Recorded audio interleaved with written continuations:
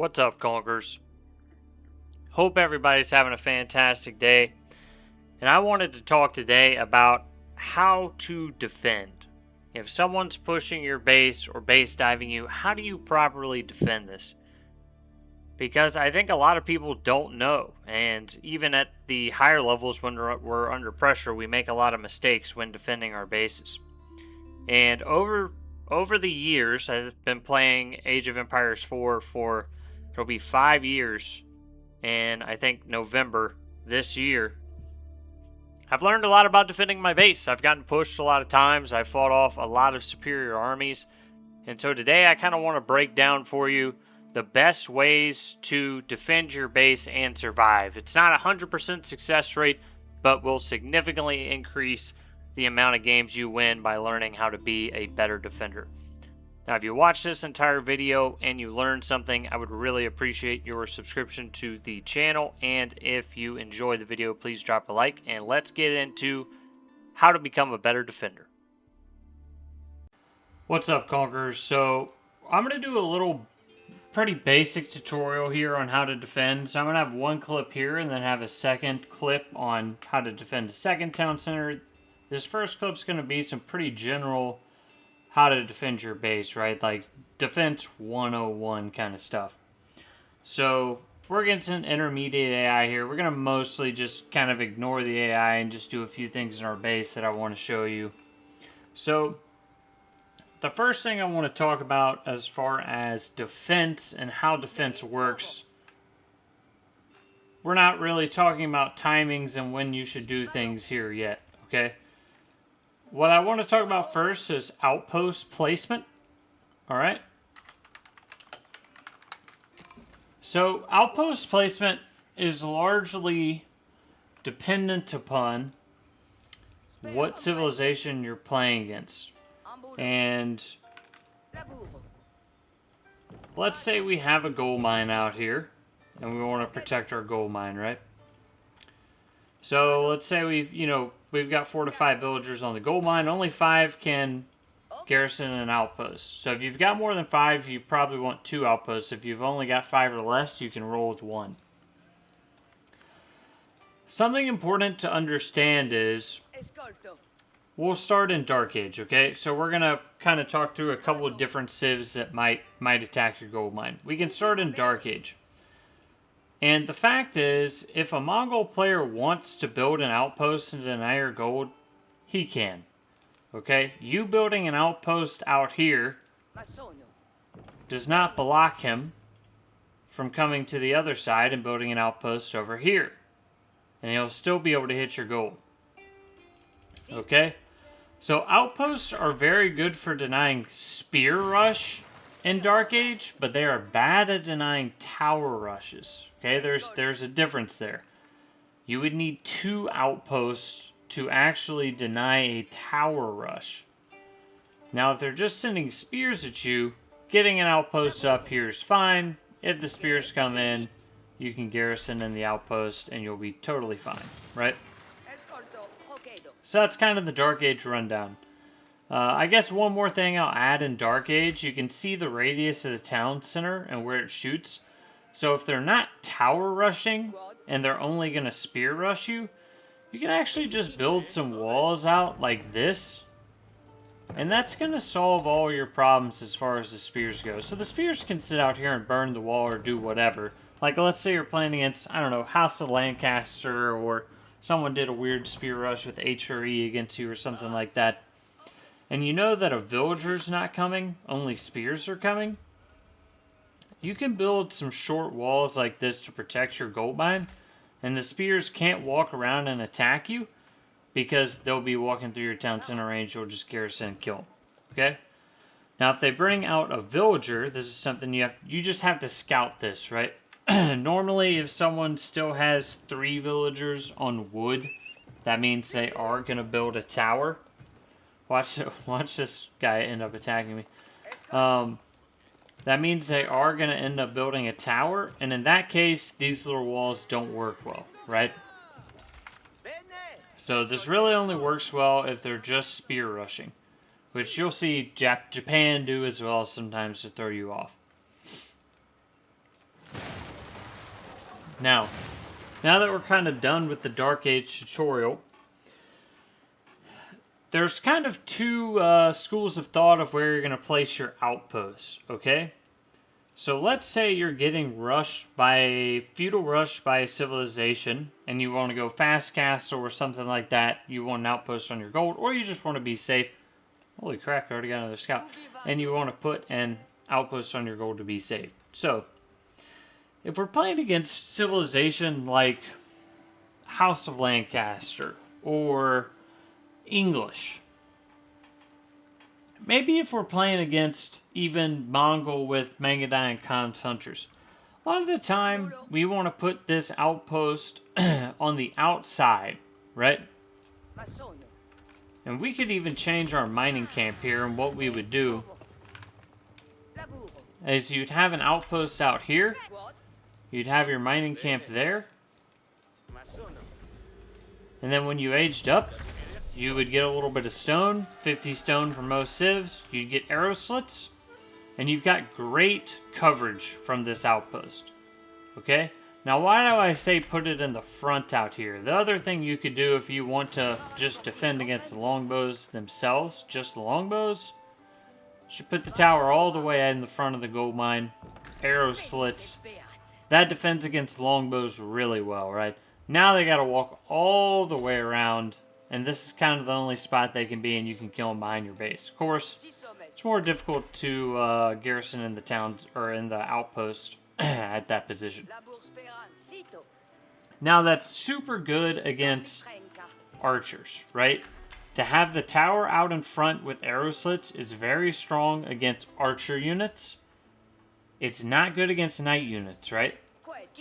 So very effective against archer units. Now, if I'm over here mining and knights charge in from this direction, they can get in between my villager and the outpost now. So that's a bad setup against knights. Like, really bad setup. If I'm playing against knights and this is my mining camp position, I normally want to put the tower behind me. Now, you might say, why do you want to do that? Well, it's most likely that the knights are going to come from up top here or from the left, and I can run my villager to my tower without interference from the knights. And then my villager's alive. Ta-da!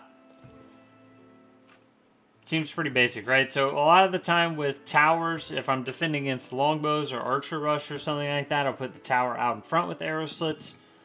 If I just need a tower to be safe from knights, a lot of the time I'll put the tower at the back so I can garrison in the tower there and not get intercepted by a knight on my way to the tower. Now, you can always do a combination of walls with your tower. I don't hate that. Something I like doing a lot, actually, is using some small walls to kind of funnel the attack of the opponents, right? So, if we're early on, we know we're going to get rushed, we can do some walls like this. And that kind of funnels the enemy into some certain areas where they're going to attack. I mean, they could even eventually break this wall down, right? Because it's kind of far out. So, if you really even wanted to, you could do like a wall here. Now, this wall from tree to gold mine, I like a lot. You could still put an outpost right here. You still have room to put an outpost at the front or the back. Pretty solid, right? That's a very solid defensive position. Very safe from archers. If the knights are going to try to charge you, they have to run all the way around the gold mine to try to hit your villagers. So like this right here, really good, strong defensive position. Now, villagers love locking themselves out of walls. Now, I also, normally I put the wall farther out, but I also like even doing short walls just like this, especially if you're playing against someone who wants to raid you with cavalry.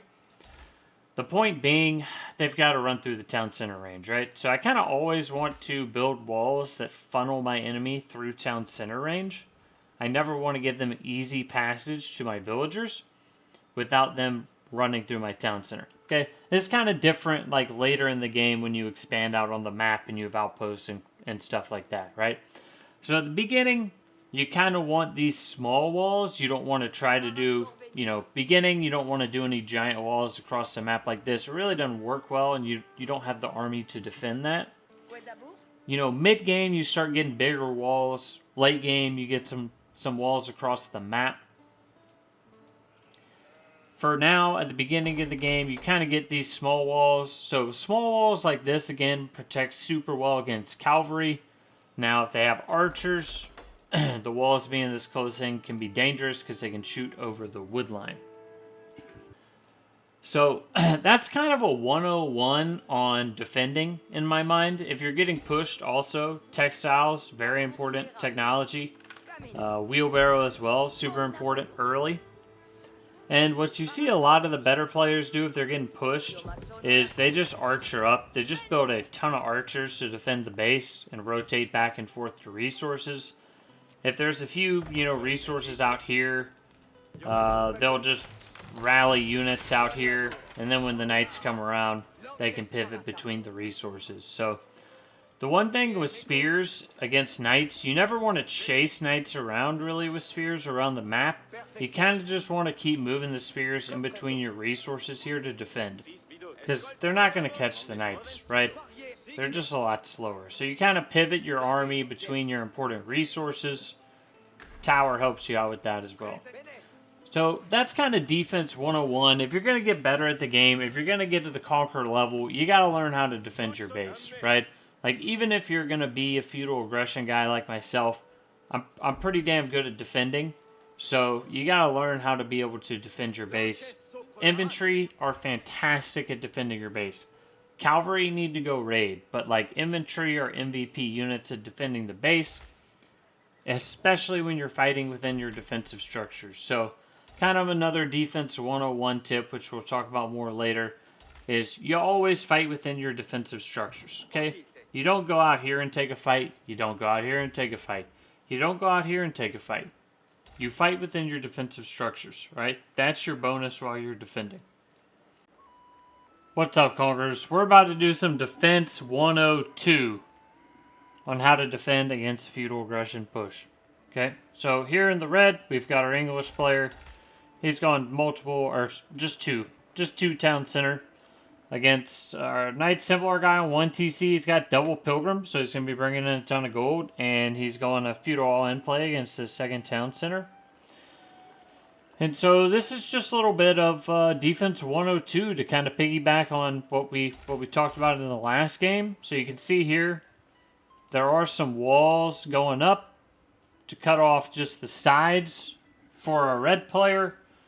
Pretty much wants to make sure that these chevaliers, basically feudal knights or any cavalry, are not going to hit the flanks.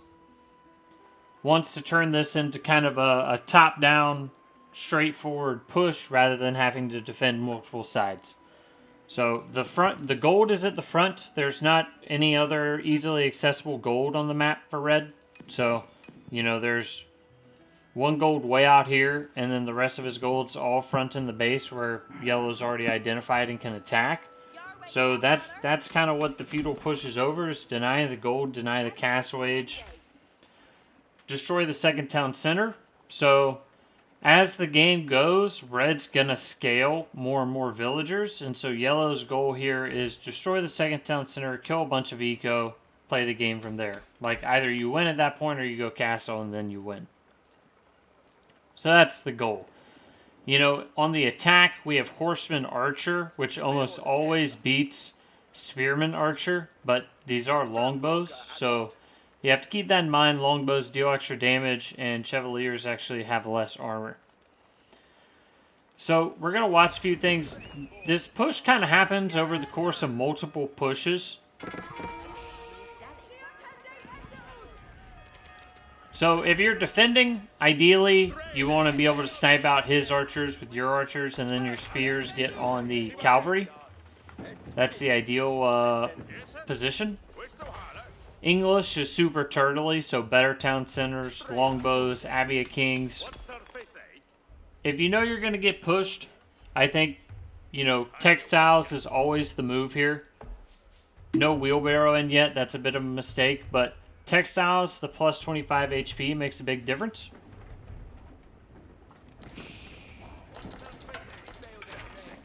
Quick swig of water. Been shooting a lot of videos today. So, kind of what you want to see in this defense is spearmen get on the horse. Spearmen probably went out a bit far here. And then longbows on the archers. And once he pushes into the second town center, trying to do a little counter raiding here, which is never a bad idea. Once he pushes into the town center, what you want is the town centers garrisoned by villagers so they can hit the enemy army. And, this is a big and, villagers on the backside repairing this town center from the ram damage.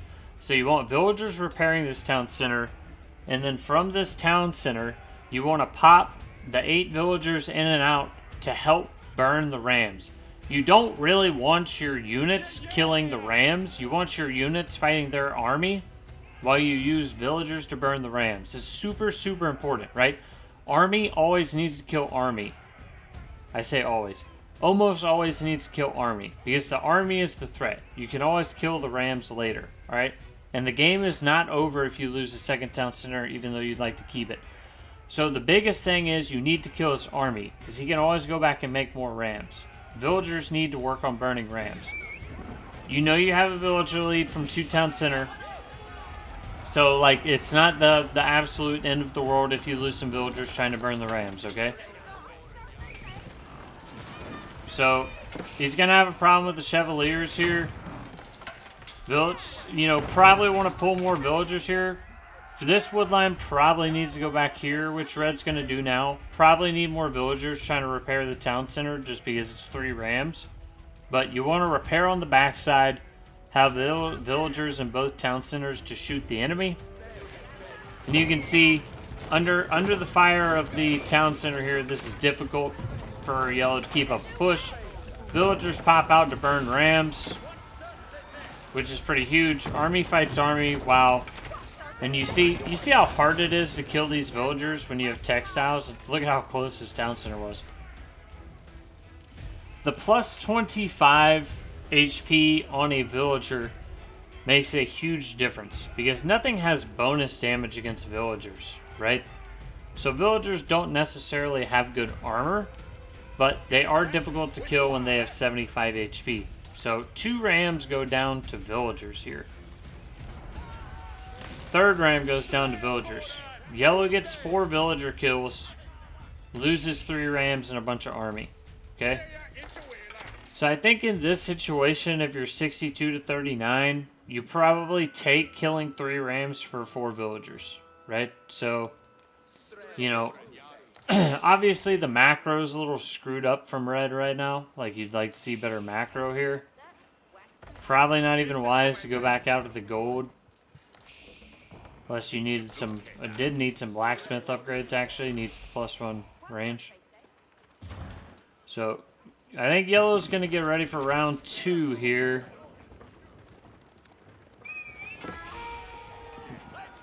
Clearly trying to get enough for Iron Undermesh. But the Rams come back in. And if you are doing a Ram push in Feudal, the one thing to understand is you always need 3 Rams. 2 is not enough. So you saw 3 Rams, really probably should have brought down the town center just then. And one of the good things about pushing, and when you're on the defense, you need to remember always to make more villagers. But when you're pushing, you can kind of throw your opponent off there. Another kind of defense 101 thing is if you can't get the resources in your base, you can see Red's going to at least attempt to get out here. So Red should probably send some units with his villagers just to be safe. But a lot of the time, if I'm really getting pushed at home, I try to get resources on the flanks. Like, that's super important, right? Like, deer here, gold out there. Yellow's not doing a very good job of covering. He's got the gold covered here, but didn't cover the gold farther out. So you try to get the resources you can on the flanks. Now just going mass longbow, but you can see here, Yellow's got a huge army. Fighting under the town center is going to be difficult, right? So English have the super town centers.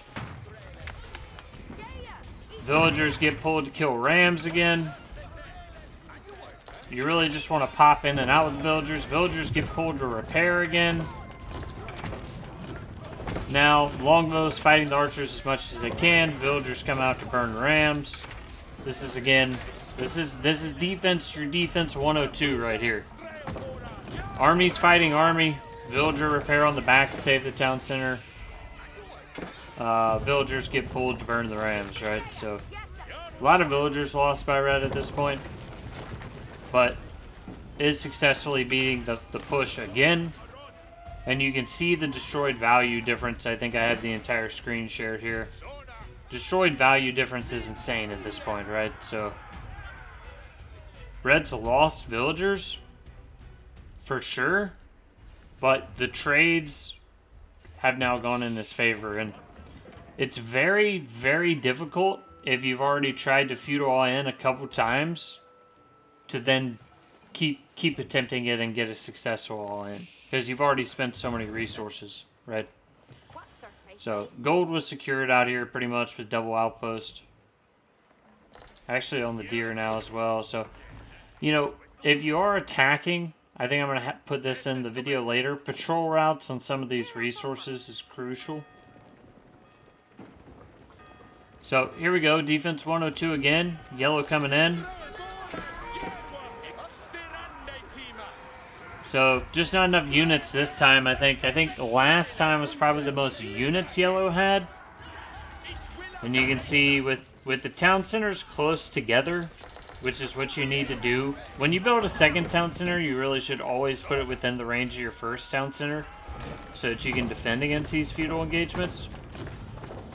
Ideally, if you're yellow, you're more so trying to position your army on this left side so it stops getting shot by the main TC.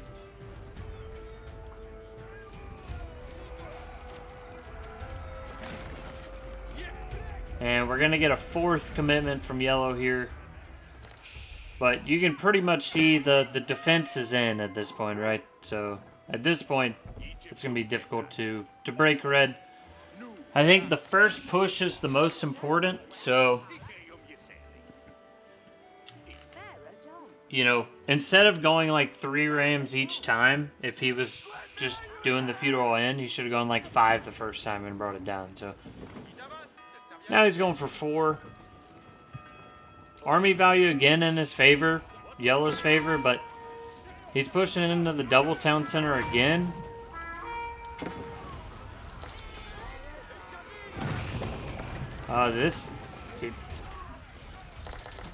Giant repair on the backside, 17 villagers. More villagers pulled to burn the rams. Rams do go down. A lot of villagers dead from red, but, you know, yellow's getting peppered by both these town centers. So, behind this, since red has more economy and got gold, white tower goes up. And that's your successful defense. Now that you've had a successful defense over this period of time, you get your castle age upgrades, you counterattack, you win the game, right? So that's a kind of a prime example of how you can play 2TC. This game's gone super long, obviously, but now that you've had a good defense, you take your castle timing, you counterattack, you win the game. So I maybe went through that a bit fast, but I'm trying not to make this video 3 hours long. So that's kind of your defense 102 there. Again, key takeaways are textiles on the villagers, wheelbarrow if you can get it earlier. Second town center should be in range of the first town center just for backup. Army fights army in the defense. Villagers burn the rams down. Walls on the flanks. If you can get out on kind of these peripheral resources, that's super important and useful. And if you are attacking, you should set patrol routes on all these resources to deny them. So, hopefully that kind of defense 102 tutorial was helpful. If you have any questions about it, just let me know. Happy to answer them. See you fellas in the next section of the video. Thanks for watching.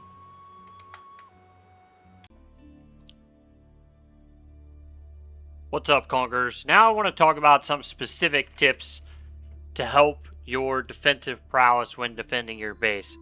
And we touched on these a little bit in Defense 102, but I want to further enhance kind of our discussion about it. So the first one is microing villagers to burn rams. Now, microing villagers to burn rams is actually extremely important, and most of the time, what you're going to want to do is, like I talked about before the enemy dives your base or pushes in with a ram push, etc., you need to make sure that you get textiles.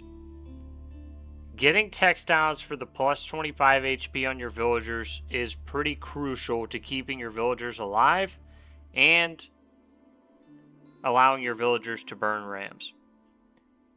Now, one of the most important things you can do is if you use the villagers to begin burning rams, your army should also be engaging the enemy army simultaneously, right?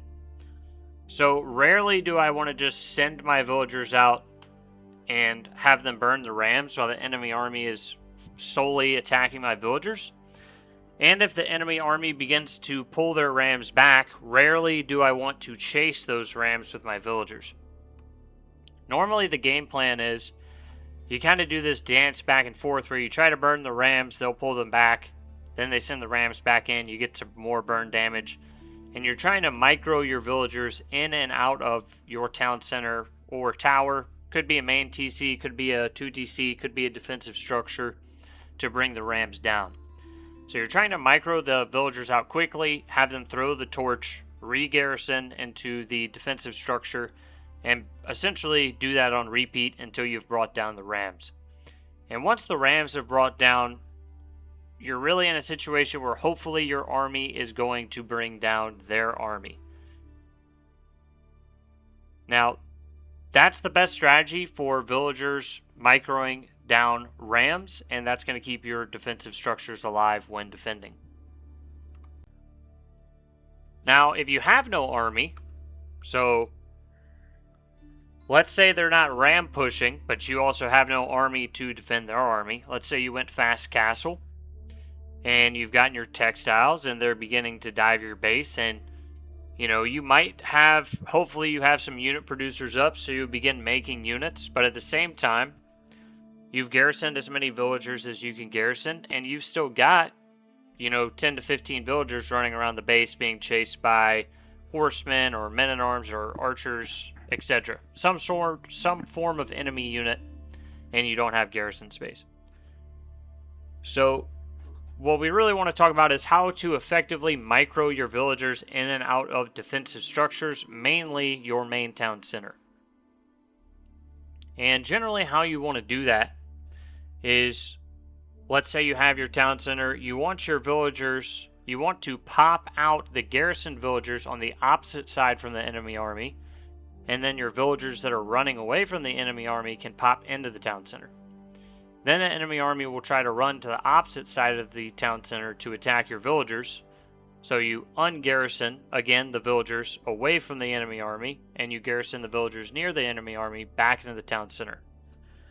Now, if you're able to learn this trick and effectively do this, you're going to cut down your villager losses tremendously, because a lot of the time people lose a lot of villagers because they do not micro their villagers in and out, or they hit the garrison and all of their villagers are just sleeping outside of the town center because there's no garrison space. So it's actually really important, and it is a high-level tactic to micro your villagers in and out of the town center to keep them alive. You really only see better players do it, but if you're able to pick up on that regardless of your rank and skill level, that's going to keep a lot of villagers alive and really help you defend effectively. Now, the next tip I have on learning how to defend is if you're low on food, a lot of the time you're going to be low on food when you're defending because you don't have map control. And so you really kind of want to stray away from food-heavy units, and we'll talk about counter-raiding in the next tip because you do want a few cavalry units to counter-raid, right? That's pretty important when you're under pressure. But it's also important not to overbuild those, because if you're low on food, you're going to have to make farms, and your farms are going to be under threat because you're being pushed, And so it's kind of this vicious cycle when you're defending. Now, generally, if I'm stuck in my base and defending, my main resource that I'm able to get is wood. And so what I normally turn that into is a lot of archers. So, of course, if they're making knights and horsemen, that's not ideal, but you still need units on the field and units to kind of clog up those alleyways in your town / city and be able to deal a lot of damage, right? So, if you're stuck in your base, you don't have good access to food or gold, you can still at least gather a lot of wood, get some archery ranges down, and spam some archers to try to make a hold in your base against the enemy army. Now, my next defensive tip is probably what I'm best at and why I myself am such a good defender, which is counter-raiding. So, if the base concept is if the enemy army is in your base, they are not in their base, which means you can raid with heavy cavalry or horsemen. And it's actually crucial that you do. Normally, if you're just fighting a defensive battle long term, you're going to lose because they have map control, they're getting the food on the map, they have access to any resource on the map they want, right? You're stuck in your base with spearmen and archers, and they know you're not going to raid with those. And so normally, even making a few horsemen or a few heavy cavalry, depending on what you have access to, can really be a game changer. The enemy might not have any units at home. They might not be building towers on the food resources and gold mines that they're using. And so what I highly advise you do is, if you are under heavy pressure, you sneak out some sort of cavalry units on the flanks of the map. It could be far left side of the map, far right side of the map, and you need to check to see if they're on deer, if they're on their gold mine. You generally do not want to dive under the town center if all of their villagers are under the town center, because you do not have the mass for that. What you do want is you want to hit exposed resources on the map. So like I said, that might be deer, might be berries. Probably not wood lines, but it could be. And probably also gold mines. So even if you're only able to pick off a few villagers, that really is game changing, okay? Because it changes the tactic of your opponent. He can no longer just rally unfettered amounts of units across the map to your base. He's going to start thinking about maybe having to build walls, outposts, keep some units in the rear to defend from your counter raids, and it changes the dynamic of how you are able to defend. So having a few units to put pressure when you're counter raiding is extraordinarily important. One of my favorite tips when my base is getting pushed really hard, and it is quite a risk, okay? So this is high risk, high reward, is moving my villagers out on the map before the base dive comes through.